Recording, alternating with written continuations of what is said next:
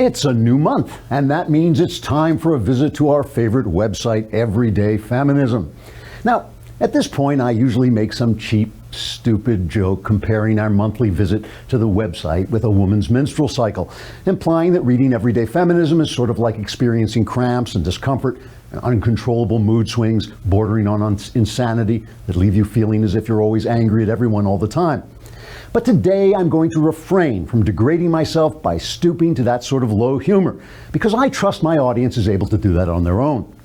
So let's just get right to a post on Everyday Feminism called "The Differences Between the Terms Gay and Queer and Why It Matters." And folks, just to show you why I love this website so much, I'm going to read the beginning of this article word for word, so help me. The author, Harry Zayed, writes, quote, For a while, I thought I was gay, and maybe I was for some of that time. There's nothing wrong with being gay, but I'm definitely not now. I thought I was gay because I thought I was a man, and I thought I was only and always attracted to other men. I don't know what gender I am anymore, if any. I knew before coming to that particular realization that I'm also not only and haven't always been attracted to men. Additionally, I realized I don't know what exactly attraction means. Word for word, I swear. The author continues, quote, I know for certain I'm not heterosexual. Without a stable gender, I'm not even sure I could be. And when I first began to have these self-revelations, I also knew that I needed space to explore all of these complications.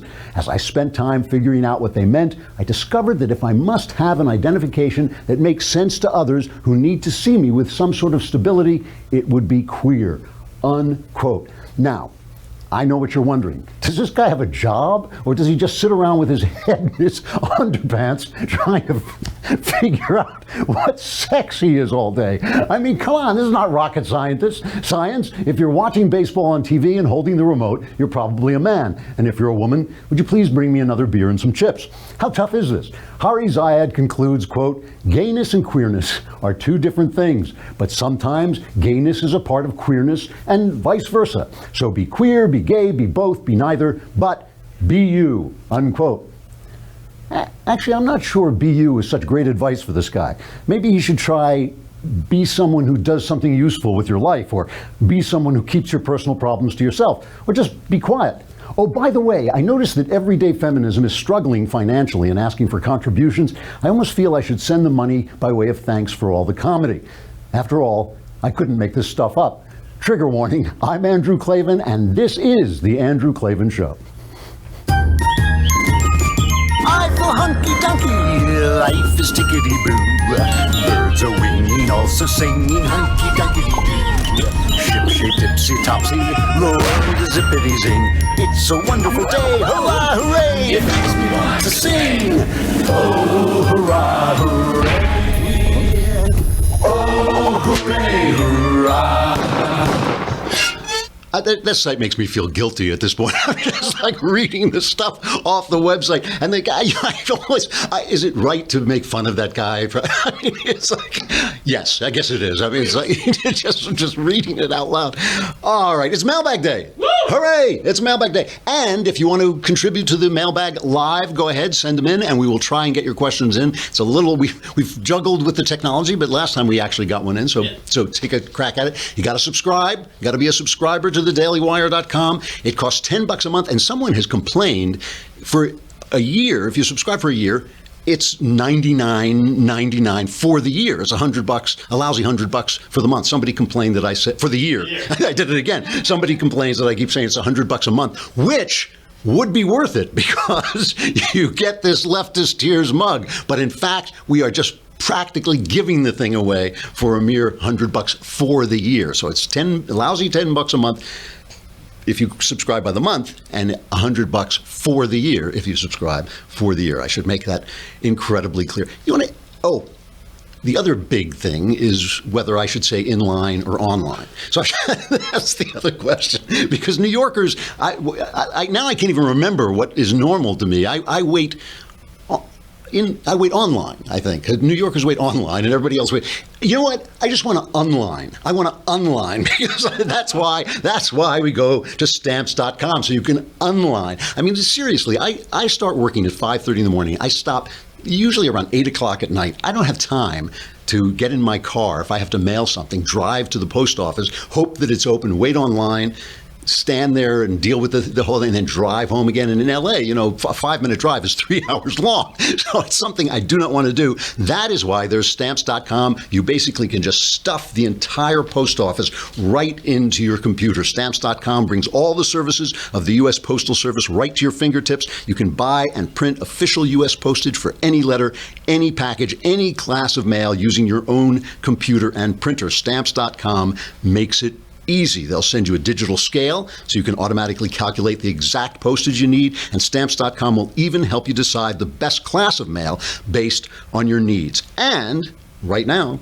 you too can enjoy the Stamps.com service with a special offer that includes a 4-week trial plus postage and a digital scale without any long-term commitments. Just go to Stamps.com, click on the microphone at the top of the homepage, and type in Klavan. How's that spelled? Please, you ask me these hard questions while I'm on the air. It's Klavan. Stamps.com. Enter Klavan. You'll get a 4-week trial plus postage and a digital scale without long-term commitments. Stamps.com. Online. And never go to the post office again. You want to hear a creepy story? Obviously. This is a genuinely creepy story, okay? Maybe like a week and a half ago, my wife is making dinner. She's in the kitchen making dinner, and I'm sitting at the kitchen table, keeping her company, drinking a glass of wine, right? And we're chatting, and we get into one of those dopey, meaningless conversations you have when you're just talking. I think we started talking about some super rich guy like Bezos from Amazon or something, and he was less rich than Gates for a minute, and then Gates was richer. And I said, the only thing, there's nothing I want that I could get by being super rich. There's nothing I really want to buy except one thing. I would like to have a private jet, because flying commercial airlines is now such a pain in the neck, And I said, I wouldn't even have to be rich enough to get my own private jet. I'd be happy to join one of those consortiums or one of those businesses where everybody chips in and has a jet and you schedule it at different times. A day or two later, I go online and there's an ad for a company that has private jets. Do you know about this? So I'm like naive enough where I'm thinking this has got to be a coincidence, because like I said, it was one of those dopey conversations. It was not something I ever wrote to anybody about or mused about online or blogged about or talked about on the show. It was just one of those things that kind of popped into my head as we're talking, and I'm thinking this has got to be a coincidence. And it shows up on all my devices, ads for private jet companies that you can. So today I wake up and on Instapundit, Glenn Reynolds' great blog, it has an article that in fact, if you have specifically Facebook Messenger app, this Facebook Messenger app, which I don't use because I do all that on my computer, but if you have that on your phone, it's set to have a microphone on, and they are listening. I mean, I'm sitting in my kitchen with my wife talking, and it is listening to me and then deciding what ads to send. So first, I deleted the thing, like as I'm reading the article, I'm deleting that app. But then you can go on the settings, privacy settings, and press microphone and turn off the microphone on all your things. Because you don't need a microphone on most of these apps. The only one I could think of that I would use is that when you sing to it and tells you what song it is, that I guess needs a microphone. But jeepers, that to me was a bridge too far, because I didn't even like it when they were doing it in my email. Like I remember sending an email to somebody and saying, "Oh, what am I doing? I'm shopping for an elliptical machine." 6 months, like after I bought the machine, they're still sending me these ads for the elliptical machine. Let's stop reading my email, But at least I feel like when I'm online, I just figure there it is. I know it's creepy. I just figure when I'm online, replaying the nude scenes from Game of Thrones or whatever the hell I'm doing, I figure people are watching that stuff. The NSA, I just figure I understand that I've sacrificed my privacy, but in my kitchen when I'm not online, just talking, and then my phone is listening to me. Enough. That was a privacy violation too far. All right, so I thought I'd share that. You can go on your settings, just hit the privacy button, go on microphone, and turn it off. And the specific one they mentioned was Facebook. But I found a bunch of them that had, like, I don't. Google Maps doesn't need a microphone from me. I type things into it. I don't talk to it. Do you talk to your map program? No. Yeah, so I turned that off. I mean, it's like, oof. Anyway, so they are listening to. I suppose there's just going to be a generation that just won't care, but I ain't it. I am not the one. So, you know, I've now begun to feel that the news is just making us stupid. Now, part of that is the summer. Not that much goes on. It's been an interesting summer because of all the chaos at the White House, the firing people and all this stuff. But yesterday, they have this, quote, scandal, unquote, that Donald Trump Jr.'s first note about his meeting with the Russian babe who was telling him about the, Magnitsky Act, and it never amounted to anything. And this is now, Trump said he had nothing to do with this, but maybe he dictated the note and all this. And Sarah Huckabee Sanders, the spokeswoman for the White House, says, no, he just kind of chipped in as any dad would. But I like to respond to not the first cut of Sarah Sanders, but the second cut, where she just basically said, like, please, enough is enough. Here it is.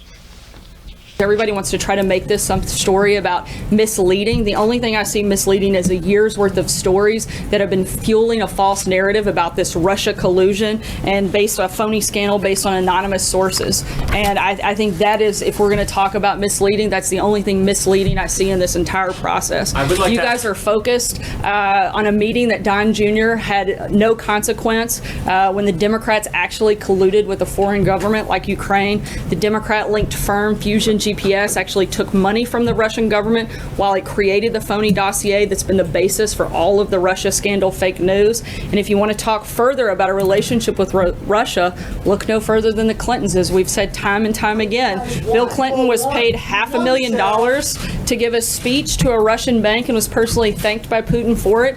Hillary Clinton allowed 1/5 of America's uranium to reserve to be sold to a Russian firm whose investors were Clinton Foundation donors, and the Clinton campaign chairman's brother lobbied against sanctions on Russia's largest bank and failed to report it. So the reason this is okay with me, because it's whataboutism, well, I did this, but what about, is because there's still no story. And I know I talked about when Robert Mueller was made the special counsel and investigating this stuff. I talked about what a big mistake I thought that was, how ridiculous I thought it was. I've been sort of proved right already in that he's hiring all these Democrats. He's obviously going to go off the reservation. Maybe he looks at something like this and says, it's evidence of a guilty conscience that they lied about it. But the story itself isn't there. I mean, all these things, if you think of look, during a campaign, people do all kinds of nefarious stuff. All of them. They all do nefarious stuff. I'm sure the Trump camp was meeting with people they shouldn't have met with. I'm sure the Hillary camp was meeting with people. It ain't beanbag, it's politics. So they're always doing this nefarious stuff. But think of each thing as kind of a dot. The line that is connecting the dots here is the narrative. And the narrative is that Russia hacked our elections and Donald Trump helped. He helped them. Donald Trump helped them mess up our elections. But we know that they had no effect on our elections. We know that they do this all the time and we do it back to them. We know this is always happening. And we know that Trump was not, we fairly reasonably certain that Trump was not sitting around going, yes, help me, mess up the voting booths or whatever. The word collusion isn't even a legal word that they keep using. So we know that the Clinton camp was so deep with the Russians through Fusion GPS, that freelance investigatory firm. We know all this. So the narrative itself doesn't exist. So they're getting narrative points on the storyline for a story that isn't there. And it's wearying at this point. And 6% of the country say this is an important story. 75% of the coverage or something like that goes to this story. 6% of the people care about it. Why should they care about it? Why should they care if Anthony Scaramucci has a job or not? Why, it's what is it? It's staff change, It's dramatic. I get that it's news. I get that it's like fun to watch and all this stuff, and that Trump's weird, outlandish style is fun and all this stuff. But who cares? Look, you have a life. I have a life. These are the things that matter. I care when Dinesh D'Souza gets sent to jail for making a movie about Barack Obama. That makes me scared because, he did commit some minor, malfeasance with campaign funding laws, which are already stupid laws to begin with, some minor thing. Anybody else would have been fined, slapped on the wrist. They would have wagged the finger at him. You know, he was facing serious jail time because Barack Obama doesn't like people making movies about him that insult him. You know, Hillary Clinton was trying to shut down Citizens United, trying to reverse that just says you have the right to make movies about her. That was because Citizens United made a movie attacking her. She didn't like the fact that we had the First Amendment. That stuff bothers me. The Scaramucci's, you know, I get that it's a minor flash in the pan news story and it's funny and all that, but really, they're making us stupid and they're doing it on purpose. All right. We got to say goodbye to Facebook and YouTube, which means you will be cast from the free video into the exterior darkness where there is great weeping and gnashing of teeth. But if you come over to thedailywire.com, you can listen to the rest of the show or subscribe for a lousy $10 a month or $100 for an entire year, right? Okay, $100. And for $100 for the entire year, you get the Leftist Tears mug, plus you can be in the mailbag. And you know you can ask anything. We've got some very poignant questions in the mailbag, and you can ask anything you want. Our answers are guaranteed 100% correct and will change your life, possibly for the better. And if you want to send them in live, you can send them in live, and we will catch them. Come on over to thedailywire.com.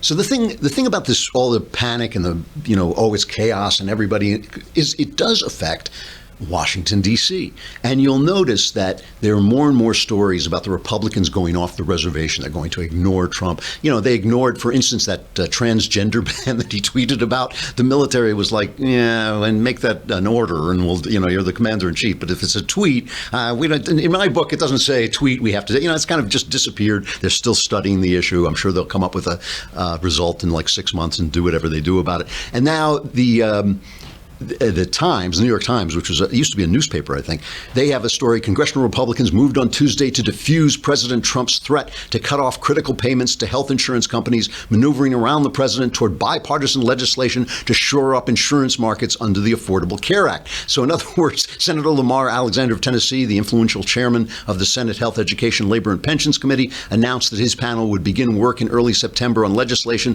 to stabilize and strengthen the individual health insurance market for 2018. So in other words, they're going to prop Obamacare up, which is, I mean, if you want to lose the Republican majority, that's it. That would happen like the next day. I think they would hold like an election, those elections that they have with like torches and pitchforks where they just come and toss you out.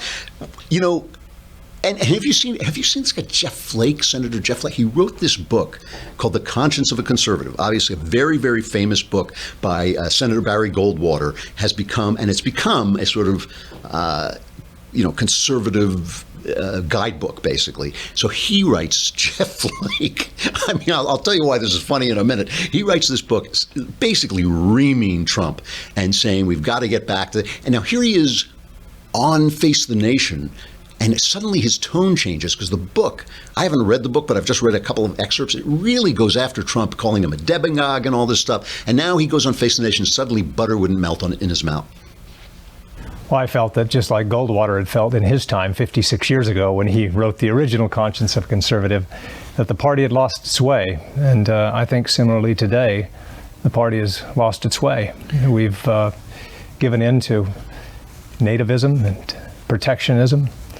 And I think that if we're going to be a governing party in the future and a majority party, we've got to go back to traditional conservatism, limited government, economic freedom, individual responsibility, respect for free trade. Those are the principles that made us who we are.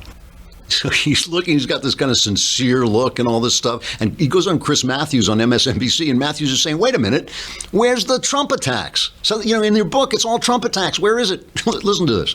What's getting this book a lot of publicity and a lot of attention, the reason I'm fascinated with is how tough you are on Donald Trump, not this sort of generalized critique you're offering about the world conditions you're giving me here.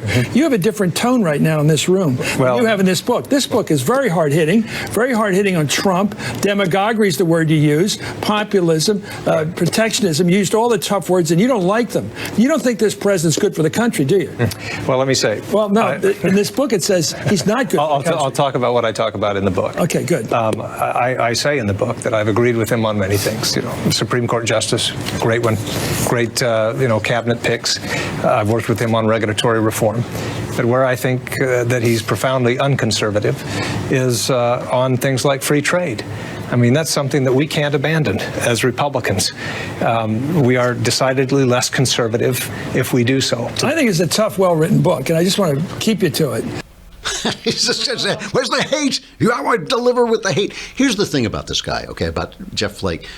Brent Bozell, who is a chum and who runs the fantastic Media Research Center website that I'm quoting all the time, and we take some of their videos. I don't always remember to credit them, but they are a terrific, one of my favorite websites, truly, because they just go after bias in the press, and they just every time they catch them out lying. It's really it's a funny website, but it's also just a really useful website. Brent Bozell's father ghost wrote Goldwater's book.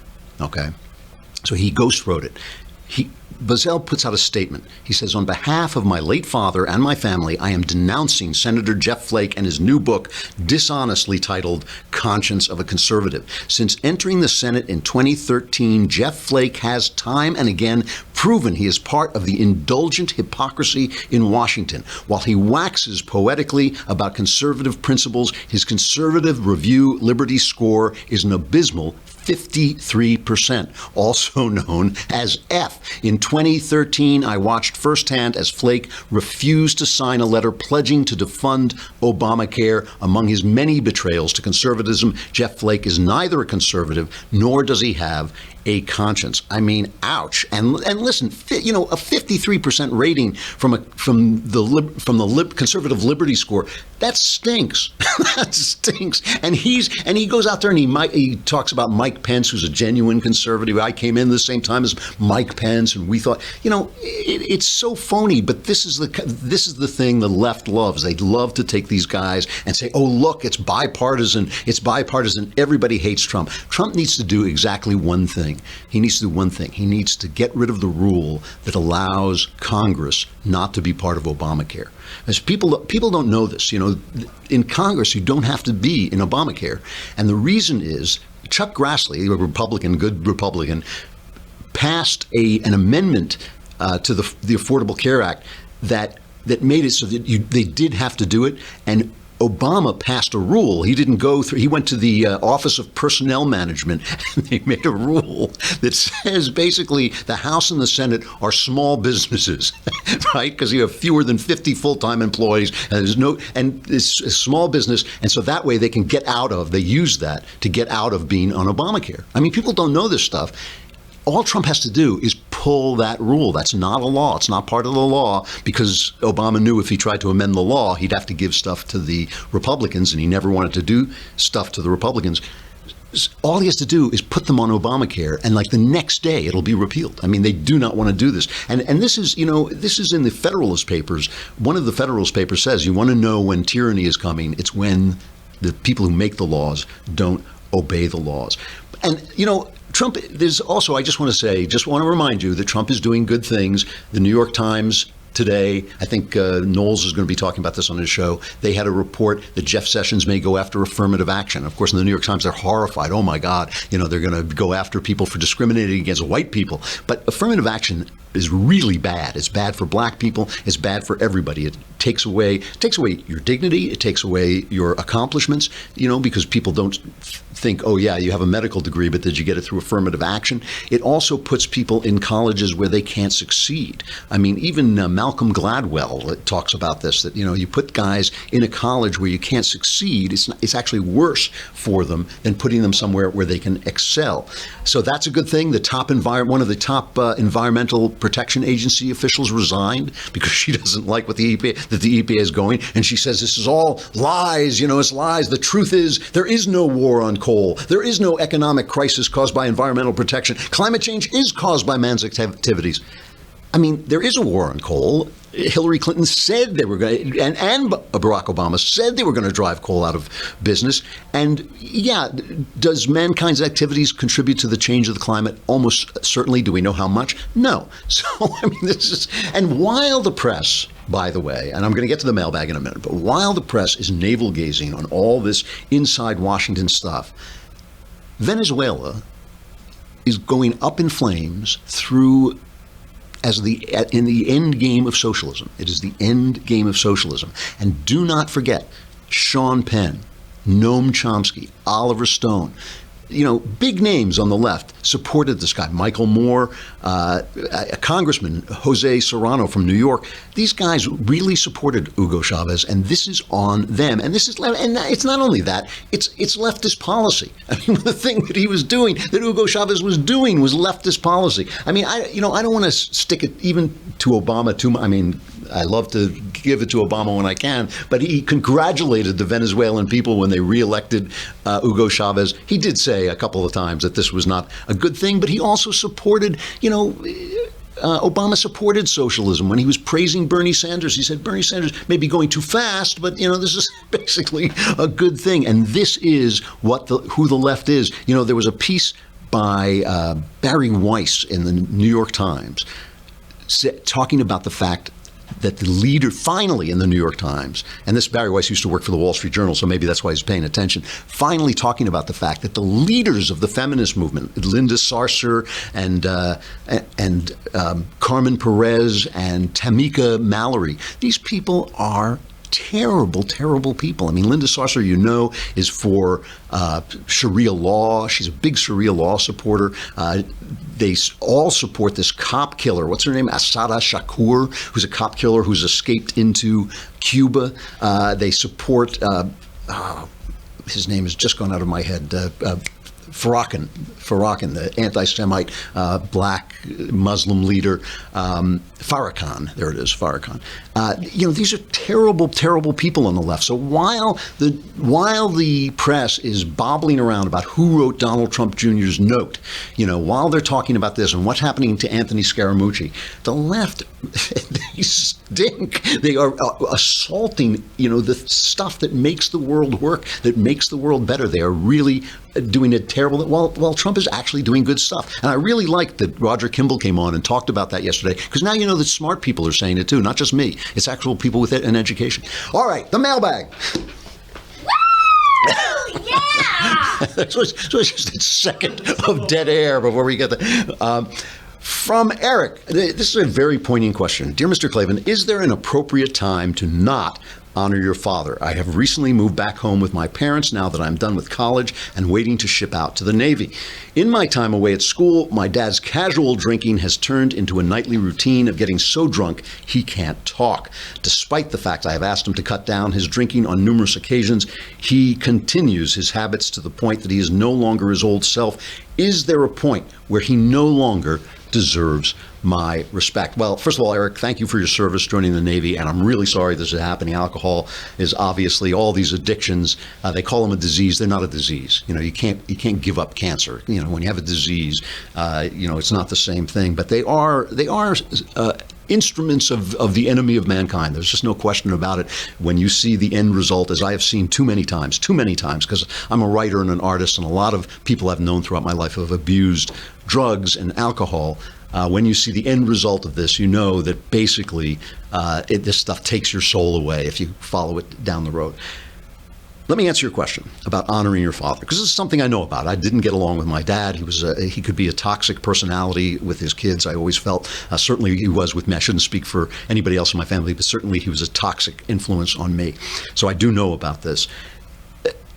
First, theologically, I am someone who believes that Jesus takes us beyond the laws of the Old Testament.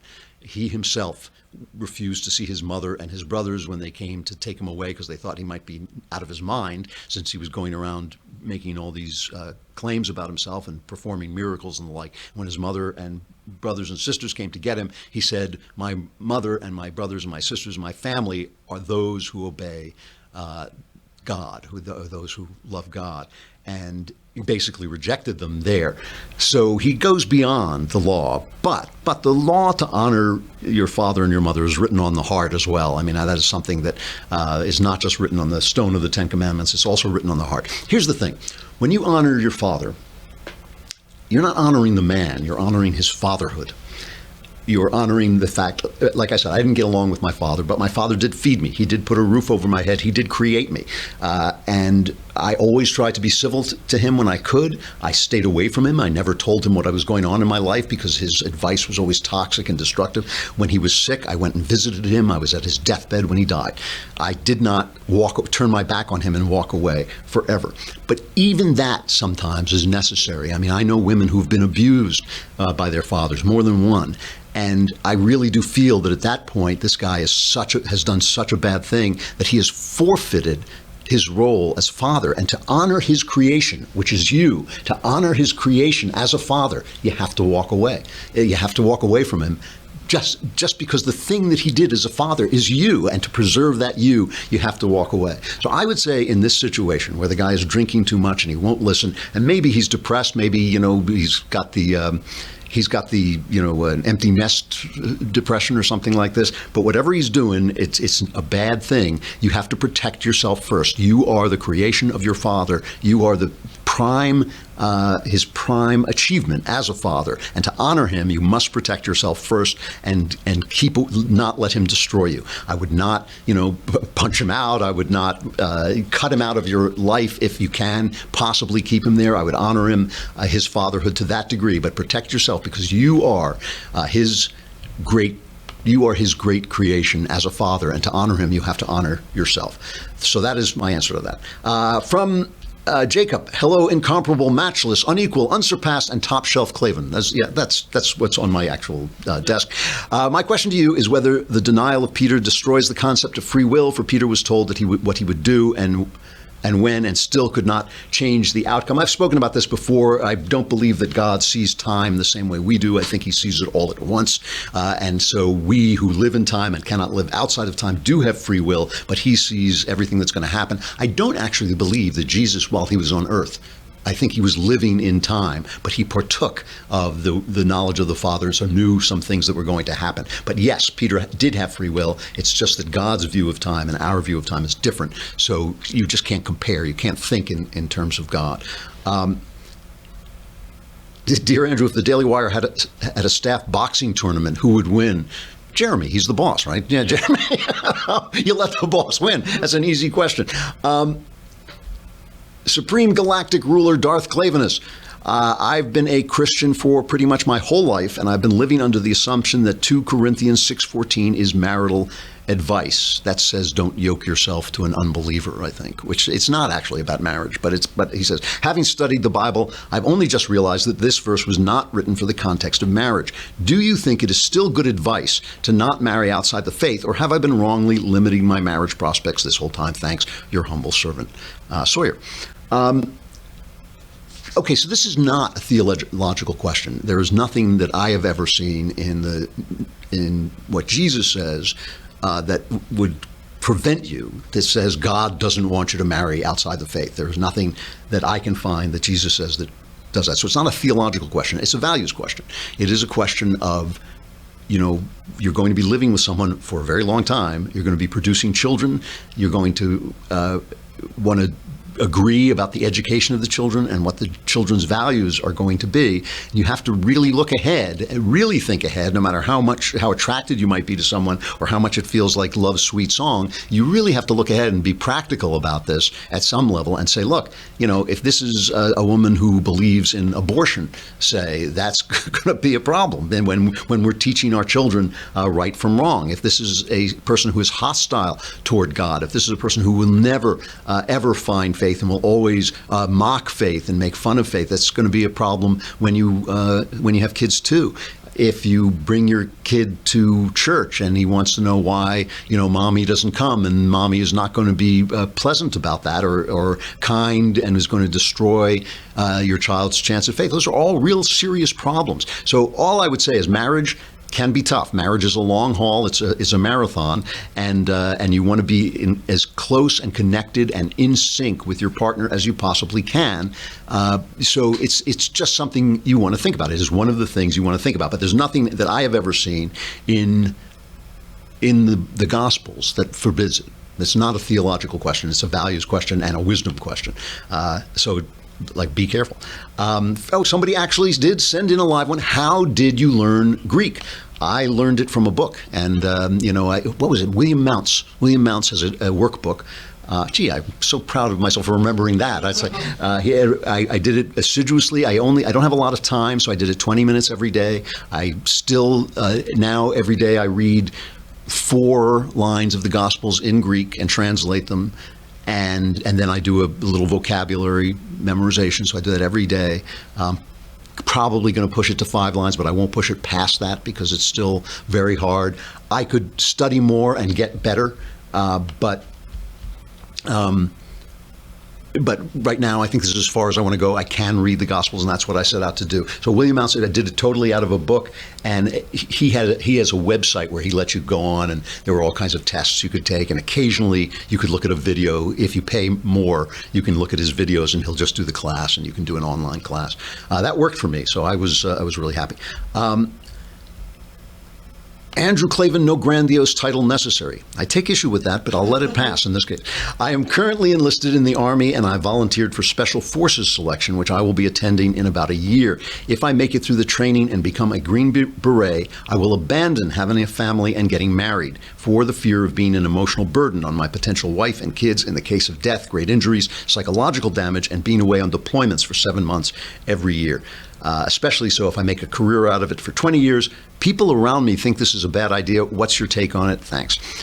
This is from Eric. Eric, thanks so much for volunteering to serve your country. I hope you make it. It's a tough road to get that Green Beret, I know. And I have known people who do it, and it's really tough on families. Here's what I would say about this. You are a hero. Not everybody is a hero. You are a hero just for trying to do this. Even if you don't make it, I think you will, but if you don't, you're still a hero for trying to do this. The wives of people who do this are also heroes. And heroes are not everyday people. I mean, this is the thing, in our kind of everybody gets a trophy culture, there's this idea that we're all heroes, we're all special. We're not. I mean, if everybody's special, then nobody's special. Special people are special. Green Berets are special people. The wives of Green Berets are special people. Everything you bring up here is legit. The long deployments, the possibility of injury, the possibility of psychological damage. Your wife is going to have to be a hero. I know Green Berets. I know SEALs. That's a very tough road to hoe for marriage, and you are right to be careful. You can't marry just any woman. You're going to have to marry somebody who is as big a hero as you, and that's something you're going to have to look at when you're, because believe me, I know you get wrapped up in attraction, you get wrapped up in love, you get wrapped up in romance, and it's easy not to think about these things as marriage. But a long-term commitment, if you're a Green Beret, you are going to have to marry a hero. That's my answer. I think if you find a hero, marry her, because you'll be well suited to one another. Dear Andrew from Francis, this is not a life-altering question, but I hope you will address it. What is your analysis of why, while the feminism that arose in the 60s is outraged at the assumption that there might be differences between men and women, at the same time our culture has hypersexualized women? Okay, I think I understand that question. Feminism did not cause the hypersexualization of women, but both feminism and and by hypersexualization, I'm taking you to mean the fact that women are used to advertise everything from beer to cars, and basically it's like, if you like how sexy this girl is, you buy the beer. If that women are basically, you walk around LA and you see women dressed, basically it's like how do I put this exactly? They're not dressed modestly, they're dressed to display themselves sexually. Have you seen the billboards for Work Boot Warehouse? Yes, I have. Work boots. Yes, I see that all the time. It's over one of the gas stations I stop at. I mean, it's insane. It is insane. Both feminism and this trend derive from a materialist view of life. One of the things that feminism has done is it has embraced the materialism of workaday culture. In other words, it has said that your value is measured in money, your value is measured in promotion. It used to be that a woman's value as a homemaker, as a mother, was incalculable. You couldn't say what money went into that. There's no way, the chores that a woman does. Somebody once said, if you paid a mother, you'd be paying millions of dollars. You probably wouldn't. But it's incalculable. How can you calculate the value of having your mom at home when you come home? I mean, how can you calculate the value of someone who makes a home for you? I mean, I wouldn't want to calculate the value of what my wife has done in my life and in my children's life. It's priceless. But both feminism and this culture have embraced a materialist view of what people are, and so that view ultimately leads to erotomania. It ultimately means that sex and not even reproduction, just pleasure, physical pleasure, becomes the purpose of a human being. And we've been talking a lot about purpose. There's an article I wanted to talk about today, but I can't get to it. We've been talking a lot about this lost idea that people have purpose. And I'll try and get to this article tomorrow because it says the universe has no purpose. And that is basically what they've been selling us. And both of these things, feminism and hypersex, come from the same well. You know, I will say this, though, that the transgenderism is all materialism makes no sense, and so materialism always ends up in people saying things that don't make sense. But transgenderism is ridiculous because first they say to you, you're just a body. Then they say, well, men and women are exactly the same. It's just a difference in body. They can do all the same things. They haven't. And then they say, well, I'm a man. I'm a woman inside a man's body. And you think, well, how would you know? If men and women are exactly the same, how would you know if you're a woman inside a man's body? It'd just be exactly the same. You know, so are you just wearing a dress on the inside? I mean, what does that mean, you know? So it makes no sense, the materialism, but it leads to both of these things. All right, I'm going to end it there. Is there another one that came in live? No, okay. Stuff I like. We're going to rejigger the show. We're going to go beyond stuff I like, but we'll do a couple more to end the week.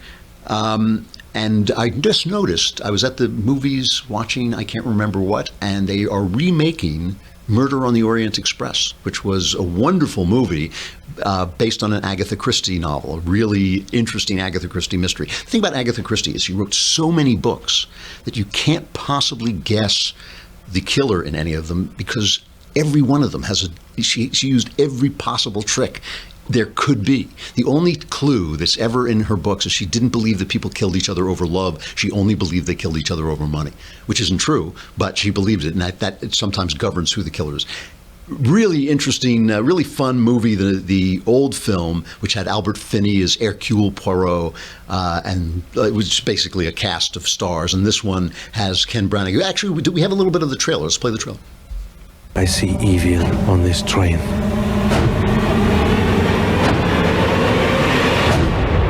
A passenger has died.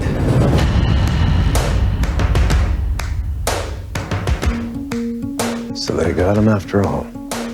You assume he was killed? No, not. Well, he was in perfectly good health. He had his enemies. Indeed, he was murdered. Good God, murder here. God rest his soul. Someone was rummaging around my cabin in the middle of the night. No one would listen to me. If there was a murder, What is going on? then there was a murderer. The murderer is with us. And every one of you is a suspect. And who are you? My name is Hercule Poirot, and I am probably the greatest detective in the world. It's Ken Branagh eating the scenery a little bit. It's a good part for that. Johnny Depp is in it, Penelope Cruz. I thought I saw Judi Dench in there in the trailer. I'm not a big Agatha Christie fan. She's a little girly and domestic for me, I got to admit, but I have read a couple of them that I just loved. This is one of them, Murder on the Orient Express, excellent novel. It's a toss-up. Do you want to see the movie and get the ending there, or do you want to read the book first? If you haven't read this one, if you haven't read Then There Were None, sometimes called 10 Little Indians, they had to change the title because it wasn't politically correct, and they call it And Then There Were None. Then There Were None is a classic. Then There Were None, I have to say, is a classic piece of mystery writing that is so good it kind of overwhelms my problems with Agatha Christie. She was a good writer, and she was an excellent observer of the years between the wars in England. Then There Were None is a terrific one. The Secret of Chimneys, which is absolutely absurd, although I did guess the ending of that one. I was proud of myself. I guessed the ending of The Secret of Chimneys, but it's really fun. The Secret of Chimneys is really fun. And some of these, if you ever belong to Audible, they make a really good listen. They're actually excellent listening. But they do make good beach reads. Agatha Christie, Then There Were None, Murder on the Orient Express, and Secret of Chimneys. Tomorrow, we have a guest. I think it's Christian Toto, who talk about movies. Excellent. I love talking to Christian Toto. That will be the final show of the week already. It's unbelievable. And then who knows who's going to get fired at the Trump White House people just don't last long during the Klavanless weekend. I'm Andrew Klavan. This is the Andrew Klavan Show. We'll see you tomorrow.